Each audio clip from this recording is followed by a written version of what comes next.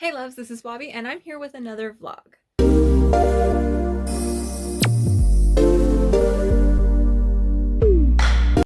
And this is going to be vlog number 33, I believe it is. And I had another interesting reading week. I didn't get in as many books as I did last week with the 10 books, so yeah, we're not gonna have a huge long video with that. I did read a good amount of books though. I believe 5 books, and then I've started 2. So yes, but I've had my first low rated books in a while. Um, 2 stars and 1 1-star book. So yes, let's get into this. This first book, oh, really quick though, you might hear noise in the background, and it is our dogs running back and forth. We've been having a lot of rain lately, and they're trapped inside the house and they're just trying to burn off their energy, so I am very sorry about that, but what can you do? So, on track. First book I read this week was one of the most anticipated books for me. I've been dying to get to it because I read the first one and I really liked it. It was a 4-star book. I thought it was really fun and I was really excited for this one, as well as this being one of my all-time favorite authors. I have read quite a few books by her and all of them have either been 4 or 5 stars. So I was really excited for this one, and that is A Gathering of Shadows by V.E. Schwab. 2 stars. Yes, don't kill me. Don't kill me. I rated it 2 stars. I just had so many freaking issues with this book. Like I said, I was really excited for it. I loved all the characters in book 1. So this one starts off pretty close after book 1, and every single character annoyed the hell out of me. The pacing was really weird. Like, it started off pretty good about till I want to say maybe 20% in, and then we just slowed down. Like, what the hell? And then when it should have picked back up, instead of it picking back up to a really good pace, we just kind of jumped over everything that was fun. It was really weird. I was really disappointed in the writing, in the pacing, the characters. Like I said, I can't talk too much about this one because it is a sequel, but when it came to Kel, who is the main character from the first one, he annoyed me for most of the book. Like, I get it, he was really angsty because of the events for the first one, but it literally just did not stop. Like, he just kept annoying me, and then a lot of his stuff, like a lot of the points, like one of the issues that he has with another character who is a newly introduced character, which is Alucard. I won't tell anything about who he is or anything, but a lot of his issues, like, it's built up that, oh my god, like there's like going to be this huge thing on why he doesn't like him and all this, and then we finally get revealed, and it was so stupid, and it was just like, it read like a high school book, and I was really annoyed with that. When it came to Alucard, I didn't care for him that much. There was nothing about him that stood out to me. He literally felt like Rye, who is Kel's brother, in the first book, is who he felt like in this book, and then Rye in this book annoyed the hell out of me. He just was acting like a brat, and I found that I do not like bratty characters when it comes to books. Like, they just annoy the hell out of me. So Callan irritated me through like 90% of the book, and I was just over it. And then when it came to Lila, who I absolutely adored in the first book, when it came to this one, she was just being difficult through like most of the book for no fucking reason. And then she was about the only one that I still really liked in this book. It was just her pacing of the story was just really weird, and when she is traveling, I got really bored with those because like literally nothing was freaking happening, and the writing just got really slow, and like it was really weird writing for V.E. Schwab because her writing's usually pretty fast paced and keeps me interested. Like I said, all of her books have been 4 or 5 stars for me. This is the first low, under that before that I've read, and I'm, like I said, really disappointed because I was really excited. There was 2 characters in here though that I was super interested in about, and I don't want to mention them because they are actually a huge spoiler. But if you have read this, they are the 2 that are mentioned very briefly throughout the story, and then we finally get the big conclusion with them at the end. The other thing about this was we get like a magical tournament, which is basically like the plot for the entire book is what we're building up to. We finally make it to this magical tournament, and every single magical match is so fast that the writing, like, there was no action at all. Like, I kept waiting for these cool magical duels and action, and it never came. I was really, really disappointed in this one, but it did end really well, so I'm very excited still to get into the third one. I'm still very hopeful about the third one. I'm not going in expecting it to be, you know, a low-rated star book, because I wasn't expecting that from this. And I trust V.E. Schwab's writing. This is just second book syndrome for me, is what it felt like. But like I said, I'm still very excited for book 3. So if you have finished the trilogy, let me know if book 3 is a lot better than this one, or if you did really like this one. I would like to know. Like I said, a lot of it just came down to me. Like, the characters just irritated me for some reason. Like, I was just annoyed through most of the book. I did read this one physically. Since the first book I did audio, and I ended up stopping halfway through because the narrator's voice for Lila irritated me. Like, his voice for her was awful. But I found out that this one, apparently they have different narrators. There's 2 of them. We have a male and a female. So I'm not sure with book 3 if I will read it physically like I did this one, or I will do audiobook. I want to get a sample of it to see how I like the narrators. So yes, there we go though. First book, and didn't start my week off very well. The next one was one that wasn't originally on my TBR. So this one will be a surprise book. I had finished Darker Shade of Magic, and not Darker Shade of Magic, Gathering of Shadows, and I really, really wanted to get away from fantasy because most of the other books on my TBR were all fantasy, and I needed something to change up because that one I could feel myself getting into a reading slump because Gathering of Shadows, I just really didn't like it. So I jumped over and I looked into the different prompts that I still had for the pop culture readathon, because I want to try and get as many of the boards finished as I can. So there is one prompt that I had left on the very first board, which was for the Brat Pack, and it was to read a book. It was the Ferris Bueller one, which is to read a book or a book written by an author that has to do with Chicago or is from Chicago. I ended up getting this book recommended to me in the Discord for the readathon, and I've had it on my shelf for a while, and I've had it recommended to me actually quite a few times. So I was very excited to get to it, and that is Dark Matter by Blake Crouch. This is a sci-fi, very heavy on the science aspect of sci-fi. I have read The Martian by Andy Weir, and I absolutely loved that, and I was really surprised how much I enjoyed the science aspect of that. So I was really excited for this, because I haven't really dived more into like the science aspect of sci-fi. I usually stick to like aliens and stuff like that. I really did like this one. 4 stars. It was maybe 3.5 is what feels a little truer, but I did really like it. I loved the characters. We follow the story of a man named Jason, who him and his wife, Daniela, they were both, 15, I think it's like 15, 16 years ago. They had both been at like the top of their careers, both really going into promising. She's an artist and he was a scientist. He was starting to really dive into becoming one of the best in his field for science, and she is an artist, and she was gonna get ready to start really making a name for herself. Well, they end up pregnant, and they both decide that they want to build a family instead of, advancing their careers, because when it came to Jason, he would basically, for the next year, because of all his research and stuff, he was going to be basically in a, clean room. He wasn't going to be allowed to really see her or really go out or anything. So it was either, them get rid of the baby or not, whatever they, however they were going to handle that, or they can both kind of step away from their careers, and they both did. And the one thing I can say about this book, I really loved the relationship between Jason and Daniela. It is one of the first times in a while where we have like a really healthy marriage. Like, not even just a relationship, like a marriage. Like, they're 2 people that they both understand that they gave up something super important to them, but they have a family and they both love each other really, like, a lot. Like, they adore each other. Like, they're soulmates.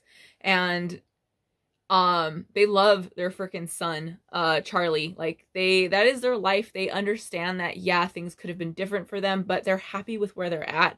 Yeah, they still have their, their what ifs and stuff like that.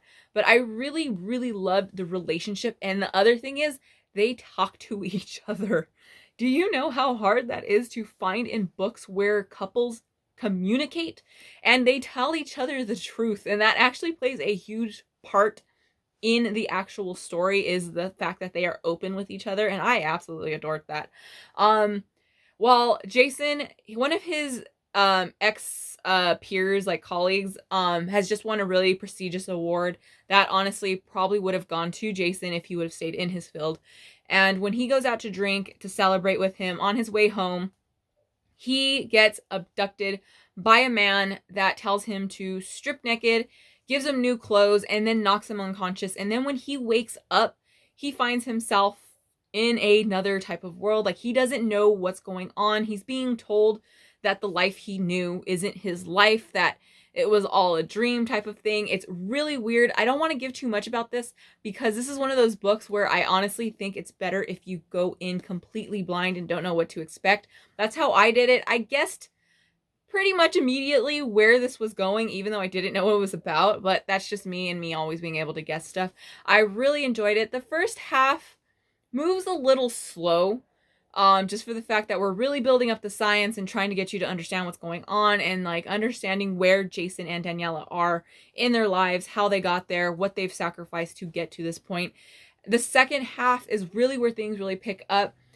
This would have been a little higher rated if in the second part, the things that are happening, we would have got a little more detail. We get some details, and what's like, I have to be super vague because like I said, I don't want to spoil anything with this because this is a book that you should go into blind if you just want a really fun, fast-paced science fiction. But this, if you've read it, the second half, I really did enjoy that. The ending is one of those you either love it or hate it type of endings. I'm one of those that falls into a more it makes sense though. That's the only reason why the ending didn't bother me too much, because it really does make sense with this book. I do recommend this. This is one where I can see myself wanting to do a review for, because there's a lot to talk about. And I don't want to spoil it though in this, but it's really fun if you're looking for a really fast-paced, easy sci-fi that's a little heavier on the science aspect. I would recommend this. The audiobook I did listen to, it was really great. I really loved the narrator and everything. But this was cool. Like I said, I really just loved it. I was surprised how much I adored the relationship though between Jason and Daniela. Like, it was just like, wow, healthy relationships. What the hell? But yeah. So this was great. 4 stars. Like I said, it was more 3.5, but I think I did rate it 4 just for the fact that I did actually really enjoy it. I didn't have anything I didn't like too much. It was just the beginning started off a little slow, and it was a little like, okay, let's get where we're going. I want to know what's going to happen. So there we go. For this next one, I'm trying to decide which one, because these were both audiobooks that I do not have a physical copy for.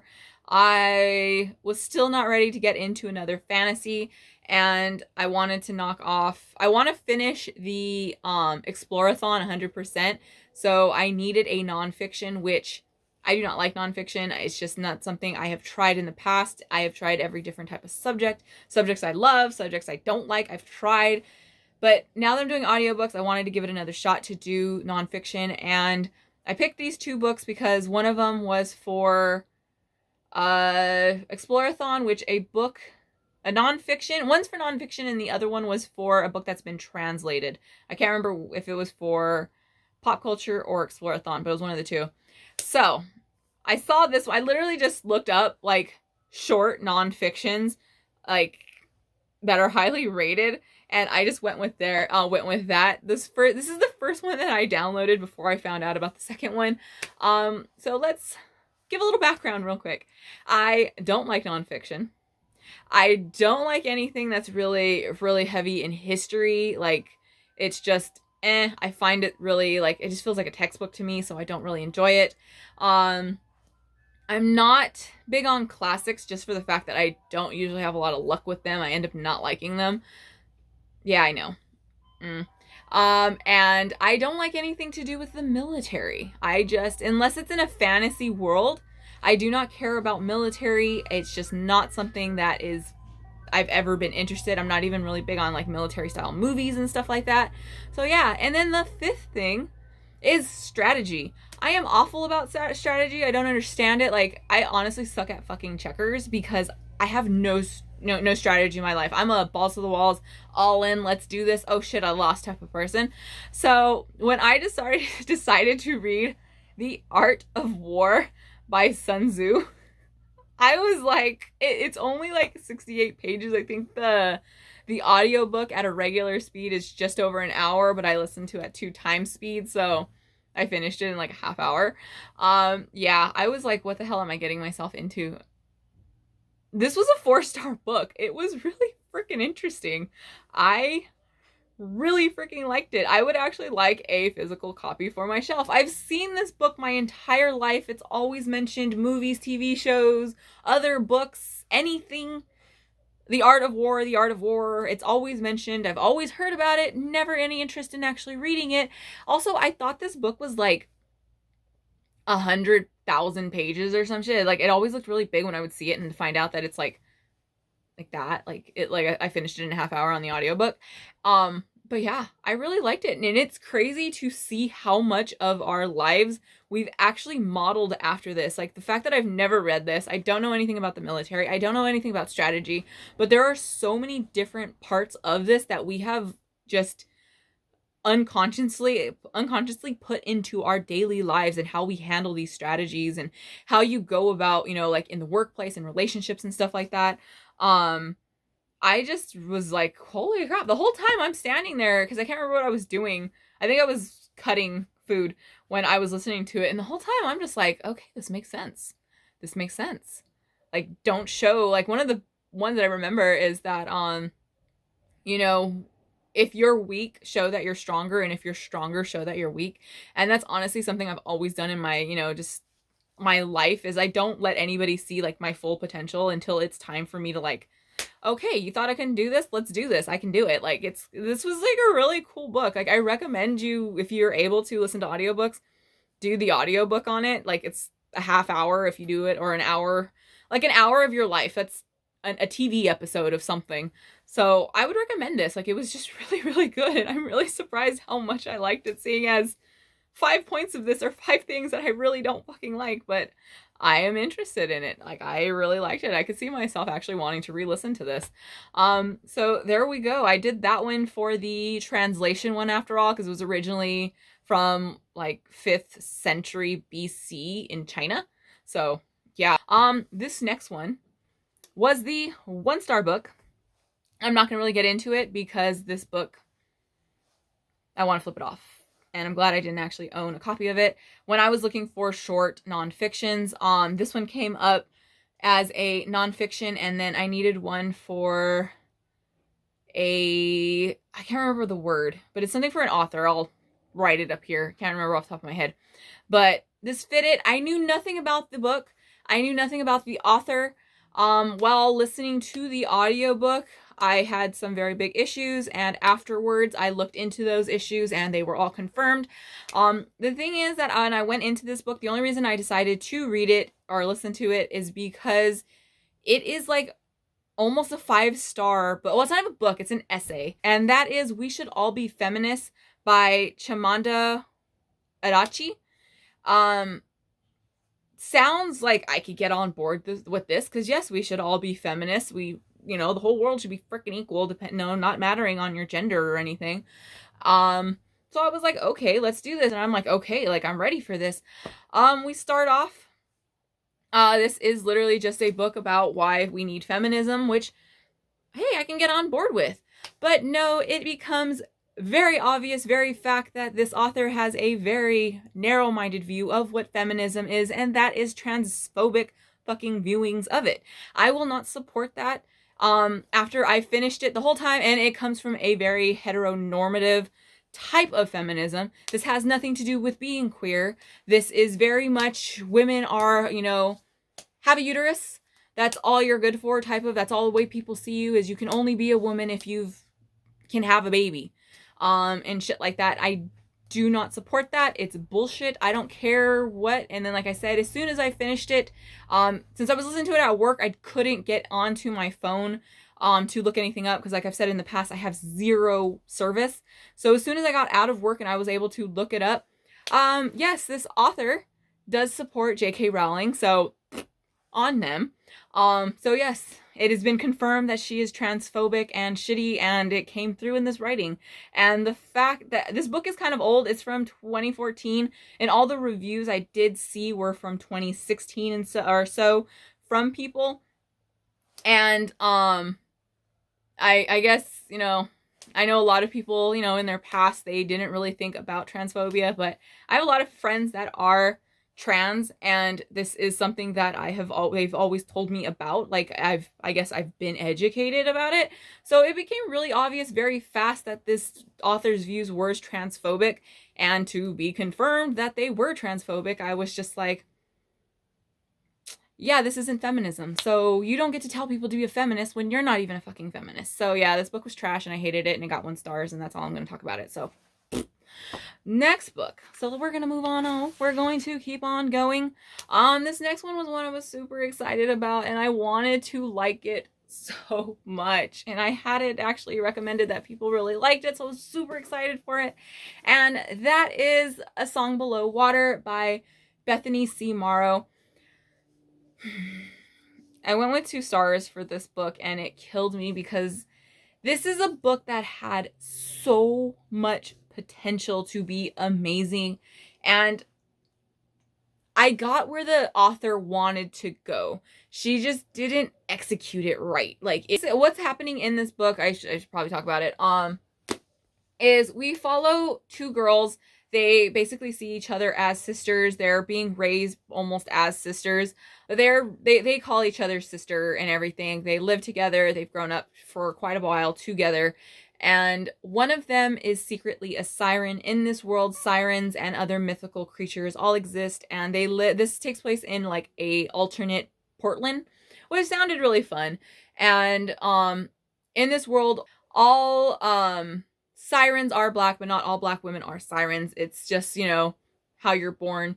And this has very, very heavily influenced by the Black Lives Matter movement, which I really liked those parts. It's just the way the author handled kind of everything. It's just, she tried so hard to get all of these points in that the rest of the story fell behind. I got where she was like, I really liked how she handled, and a lot of these are very current Black Lives Matter, like the movement, and this has a lot of events that have happened in 2020. This was a 2020 release. So I really liked those parts. It was just all of the fantasy elements felt like they were a back seat. So she tried to expand this world with so many different creatures and so many different things that we never got any actual, like rules or definitions or what's going on in here. Like, there's no explanation going on. I was confused during 90% of this book. The romance in here, I did not like any of it. It was just weird, especially for Effie, who is the girl that is not a siren. I did not like her kind of want to be romance, because it was very honestly creepy on her part, because she plays a mermaid in a Ren fair, and her like partner in that, she starts getting romantic feelings for him, and it's very like they don't even talk to each other outside of this, so it got kind of creepy with that. Like, I don't know, it made me a little uncomfortable with the way she kind of obsessed with him. And then we have Tavia, who is the siren. I liked Tavia's part a lot. Like I said, it was just my biggest issues. I liked the characters. I was really interested in the world and the mythology, but the author just kind of threw out a bunch of, like, we've got gargoyles, we've got, sirens, mermaids, and fairies, or, like stuff like that. But then we have these locos, I believe is how it was said, pronounced, which are not ever explained. And then when I finally was able to, like, I listened to this at work, so I wasn't able to look anything up. When I got out of work, I finally looked it up, and the way they're explained in this book is not the way those mythological creatures are. So I was really, really fucking confused. And she never explains what they actually are in the book. So I was like, and they play a big part. So it made no sense. Like I said, I spent 90% of this book just confused on what was going on. I almost DNF'd this book. I did give it 2 stars, but it is closer to a 1 star for me, but I loved where the author tried to go, is what it was. Like I said, I really liked where she was trying. She just didn't get there. The ending was super rushed. It was really, really slow, and then it got really fast, and then everything happened at once, and it was kind of like, what the hell's happening? And a lot of parts of this just didn't fit together. So I was really sad about this one. While I'm not interested in finishing this series, I will be on the lookout for, you know, this author if she decides to write outside of this world, because the sequel for this that's coming out has to do with one of the side characters in here, which I'm a little interested in because I hated that character. Like, the character is not a redeemable character, so I'm really curious on how she would try and make a book out of that character. But at the same time, I'm not actually interested in diving back into this world because, like I said, I was just confused. One of the things, though, I did do, which I don't do very often, is I looked up reviews, like, right before I finished the book, because I finished it on my way home. So when I was on the bus, I was looking up reviews because I wanted to see, maybe this was just me, maybe I was just kind of confused, and maybe I missed something with the audiobook. And I looked up reviews on this just to see, like, okay, maybe it'll be explained better to me, and I will, like, okay, I'll understand this. A lot of the reviews that I found that had the same about rating of what I did, like 3 2-star ratings, all had the same exact complaint, that it was just confusing, and the pacing and the kind of narration of this was just really odd because, like I said, Tavia and Effie really kind of just come off as the same character almost. It gets really, really, really confusing, and I don't like any of the adults in this book. Like, none of them are, like, at the end kind of like likable. I was like, can we stop with, like, really, like, bad parenting, seeing as, you know, like, oh, they had a reason for it. Like, I'm getting kind of really sick of that trope that's going on, because I've been running into it a lot lately. But yeah, this was almost a DNF, but I did go with 2 stars. I do recommend this if you're interested in it, and you might really like it, because this is one of those books where I've seen is really polarized. When I was looking through reviews, people either seem to absolutely adore it, or they fall on the line with me where it's just kind of confusing, and I didn't, you know, you're just kind of like left. But yeah, so there we go. That was the last books that I have finished this week. So like I said, got quite a few books in, but I had a lot of downers. So that was a little, trying not to get into a reading slump, because anytime I kind of get back-to-back low rating books for myself, I tend to get into a reading slump. So for this next one, this is what I'm currently reading. I'm currently reading 2 books. This one I picked up as my physical book that I started reading as soon as I finished A Gathering of Shadows. And I have read the physical book, and I've seen the movie 100 times. One of my favorite movies. And this was actually, I think, the second book that I had ever read by this author, who is an absolute favorite, is my favorite author. And that is Coraline by Neil Gaiman. This is the graphic novel adaptation of it. I'm loving it. The Coraline, the book, was 5 stars for me. I'm really interested in the graphic novel. I have quite a few of the graphic novel adaptations of his books, and I really want to get into all of them. Neil Gaiman is my all-time favorite author. If I had to pick a favorite author, it's most likely him. All of his books are usually 4 or 5 stars. Most of them are 5 stars. The only thing I can say about this is that I usually absolutely adore Craig Russell, who is the illustrator for most of Neil Gaiman's books. I am usually a huge fan of his art, and the art is beautiful in here, don't get me wrong. It's just I'm so used to the cartoon or the stop animation of the movie that seeing Coraline as like a normal human girl just took me by surprise, and I was kind of like, I don't know how I feel about this. I want my Coraline, because I saw the movie before I actually ever read the book. I didn't even know Coraline was a book when I hadn't gone into Neil Gaiman at all when I had first seen the movie. But when I found out it was a book, I read it, and the book is absolutely terrifying. Like, it's creepy as hell. The other mother is creepier in the graphic novel than she is in the cartoon, because the cartoon, she looks like a cartoon. In the book, let me see, find her. Here she is.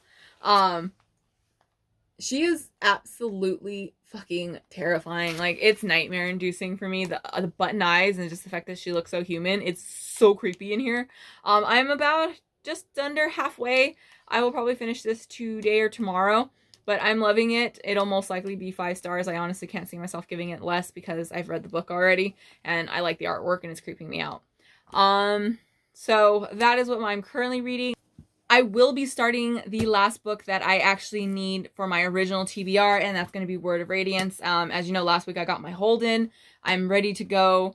I was going to read this right after I had finished A Gathering of Shadows, but that book just sucked out the fantasy in me. So I put it off, but I'm very, very excited to get into this. I cannot wait. And then I added another 2 books, besides the Art of War, We Should All Be Feminists, and Black Matter. I have added 2 other books to my TBR because I'm going to have extra time and I want to knock off some more prompts. The first one that I'm going to be reading is The Shining by Stephen King. I have read this book physically, but it was years and years and years and years and years ago. So I'm going to be doing the audiobook for this. This is a very old copy. I think this is like a first edition for the book club type of book. It's really cool. I found it in a thrift shop. The dude, like, we were talking books and he gave me a discount, so I was like, heck yeah, I really like this cover because it's like old and looks awesome. So I'm going to be doing this one. This was a 5-star book for me originally. I do not remember most of it. I just remember it being really different from the movie, which I watched that movie yearly. So I'm very curious to see going back into this because honestly I don't remember much from when I read it years ago. And then this next one, I'm very nervous about it because I was really excited to read it when it first came out. And now I don't want to read it, but it's on my shelf and I'm trying to read books that have been on my shelf for a while that I don't really want to read anymore, but I feel bad getting rid of them without giving them a try. And yes, don't get the pitchforks out. That is The Cruel Prince by Holly Black. I have no interest in this book. I did originally, but all of the reviews that I have ever watched about this is not something I'm interested in anymore. None of the characters sound like I'm going to like them or anything. But this does hit on more than one prompt for pop culture readathon, and this is going to get the very last prompt that I need to finish 100% on the Explorathon, which is a book with a bug or something on the cover, and there's a little beetle on here. But yeah, I actually have no interest in this, but I'm not going in hating it. I'm just going in not expecting absolutely anything, so we'll see how that plays out. It's either going to be a pleasant surprise or it's going to end up worse than what I actually think it might be. So yeah, I'm very, very hesitant, but actually really interested to see where this goes because I want to know where I fall on it because, like I said, you either seem to love that book or you absolutely hate it. So I'm kind of curious where I'm going to fall on this line. So if you liked it, let me know. Like, give me a little, like, hey, you should expect this from it because I'm interested. I'm just not going in with, like, huge expectations. So we'll see how that plays out. But there we go. That was my reading week. I read quite a bit. I could feel a slump coming on, but I don't want it to, so I'm going to push on through. And Coraline is helping, though, because I know I'm going to like it, and I am enjoying it a lot. But there we go, though. That's what's what. As always, I'm Bobby. This was my very long, which shouldn't have been as long, rambly vlog. So let me know what you're reading this week. What did you read last week? If you know any readathons, though, for February, let me know. I haven't been able to really find any.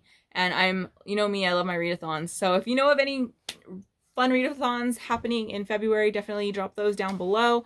And don't forget to give this a thumbs up. Don't forget to subscribe. And I will catch you guys later. Happy reading. Bye.